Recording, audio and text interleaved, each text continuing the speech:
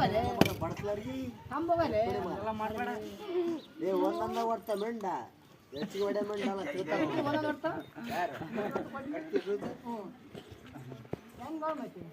ನನ್ನ ಮಗನ ಕೊಟ್ಟಾಗ ಹಂಗ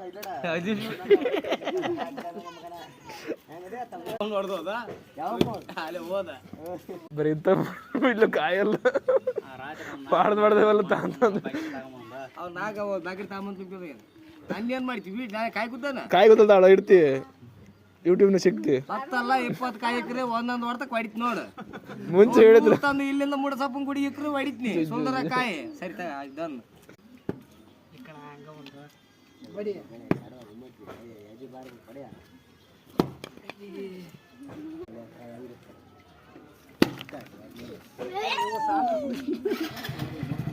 ಗಾಡಿ ಪಾರ್ಕ್ ಮನೆಗೆ